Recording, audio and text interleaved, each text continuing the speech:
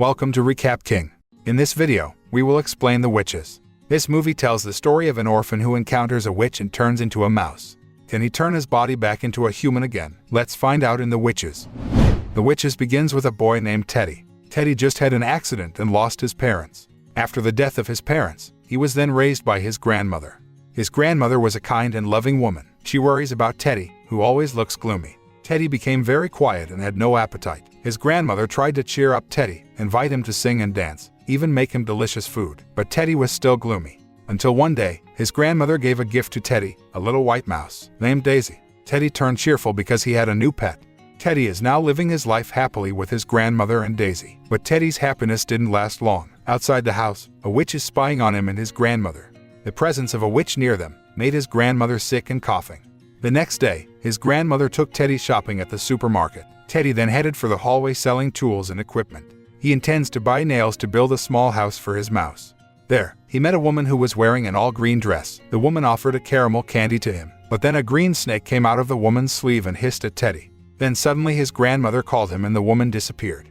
Teddy, who was frightened, immediately ran to his grandmother and begged to come home. Arriving at the house, his grandmother asked Teddy why he was so scared at the supermarket. Teddy also told of his meeting with a strange woman who offered him caramel candy, and a snake came out of her hand. His grandmother then asked Teddy if the woman was wearing gloves and a head covering and spoke in a hoarse voice. Teddy agreed to everything. His grandmother said that the woman was a cunning evil witch. Teddy laughed, thinking his grandmother was joking, but his grandmother snapped at Teddy, and her expression was serious. His grandmother then told the story of her past. As a child, she had a friend named Alice. They lived close together in a village. Alice is then approached by a woman who offers her a candy. The grandmother, who was young at that time, immediately ran away because the woman's figure looked scary in her eyes. But Alice did not move from there and took the candy. The grandmother returned home and was grateful to see Alice at her house and was fine. But the next day, she saw a change in Alice. Her best friend suddenly became a chicken. The grandmother told everyone, but no one believed a child's words. She could only visit Alice in the chicken coop, trying to keep talking to her. After finishing telling the story, the grandmother realized that witches were targeting her grandson. Grandma then went into a small offering room at the bottom of the stairs. She began to perform a simple ritual to find a solution to the problems that would befall Teddy. The grandmother also realizes that Teddy's safety is threatened if they continue to be here, because the witches already know the location of this house, and they will not leave until they get their target child. The grandmother finally told Teddy to pack his things. They immediately drove out of town, heading to a luxury hotel that had been recommended by their grandmother's cousin, who was a chef there. While on the way, the grandmother said that the witches have a secret society led by a great witch. Arriving at the hotel, the grandmother asked Teddy to hide the mouse. They were then greeted by the hotel manager named Mr. Stringers. Teddy then greeted a child who was standing in the hotel lobby. There was also a poster welcoming members of the International Association for the Prevention of Violence Against Children. After checking in, the grandmother and Teddy rushed to their room numbered 776. Not long after, women in fashionable clothes came to the hotel. They are members of the Child Abuse Prevention Association referred to in the poster, led directly by the Great Wizard. That night, Teddy asked the grandmother about the characteristics of witches. His grandmother told him that witches had claws, not nails, which they concealed by wearing gloves. Witches are bald too, which they always hide by wearing wigs that often cause rashes on their heads. Witches have square feet without toes, which they hide by wearing shoes. The witches had a purple tinge in their pupils, and the scariest thing is that witches have a very strong sense of smell, which they use to sniff out children. Their nostrils will enlarge when they sniff the children. The cleaner the child, the more smelly it will be, like dirt in the smell of the witches. The next day after breakfast, the grandmother told Teddy to play and have fun.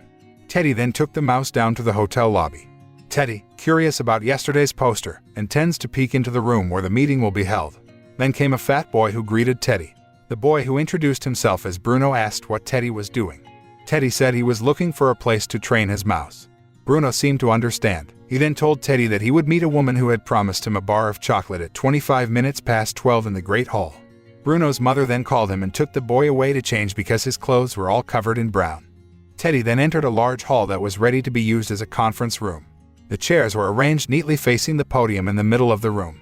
Teddy found the right location to train his mouse behind the podium. After stretching the rope tied to the wood and opening the ventilation cover, suddenly the ventilation cover came off. Teddy was about to fix it, but the members of the sorority had already arrived, led by a beautiful woman wearing a pink coat. Teddy then hid in the ventilation hole so as not to be caught. After securing the door, the women who were members of the association began to strip off their attributes, starting from headgear, gloves, and shoes. How surprised Teddy was because it turned out that all the group members were witches whose characteristics were exactly as his grandmother said. The Great Mage immediately started the conference. First of all, she vented her frustration that there were still so many small children roaming around the world. The Great Wizard then conceived a plan to turn all the children in this world into mice. When another wizard questioned her plan, the Great Wizard did not hesitate to kill her. The Great Sorcerer had prepared a magic potion that would turn every child into a mouse instantly. The Great Wizard planned to mix the potion into candy and sell it to the children. She also ordered the witches to open a candy shop and stuff the enchanted candy onto the children. The Great Wizard had even prepared a large amount of funds for the mass production of sweets and potions and the opening of candy shops worldwide. The Great Wizard sniffed Teddy's scent in the Great Hall, but couldn't find the boy's hiding place. She then said that soon she would be holding a demonstration to test how great the potion was. A minute later, Bruno came to the Great Hall at the appointed time and immediately charged the appointment. The Great Wizard kept her promise and gave Bruno a bar of chocolate. Like a starving boy, Bruno devoured the chocolate greedily. The Great Mage and her cronies stared at Bruno with excitement as the boy transformed into a fat mouse at exactly 12:30. Bruno, who turns out to still talk after becoming a mouse, surprises the witches and Teddy who are hiding. The Great Mage and her minions tried to kill Bruno, but he quickly ran away, running around the Great Hall. Teddy didn't know what to do, but Daisy, who appeared from Teddy's pocket, suddenly spoke and told him to help Bruno. Daisy then jumps out and manages to save Bruno. Daisy then dragged the fat mouse to Teddy's hiding place, but that instead led the witches to Teddy. The Great Wizard managed to pull Teddy out of his hiding place. She then stuffed her magic potion into Teddy's mouth, and the boy turned into a brown mouse. The Great Wizard tried to kill Teddy, but Daisy saved him by biting the Great Wizard's finger. The three of them tried to escape through the ventilation holes. After escaping from the witches, Teddy, Bruno, and Daisy try to find the fastest way to the grandmother's room. They walk through the kitchen and hotel corridors. The trio also had to avoid the cleaners who wanted to hit them with a broom. When he arrived at the door of the grandmother's room, another problem arose. They had a hard time ringing the bell on the door. But after thinking about various ways and working together, they finally succeeded. The grandmother opened the door and the three of them went straight in. The grandmother intends to chase away the mice, but Teddy finally spoke up and said that he was her grandson who had been forced to drink potions by the Great Wizard and turned into a mouse. And apparently, Daisy also experienced the same thing. Once upon a time, she was a little girl named Mary who was also cursed to become a mouse.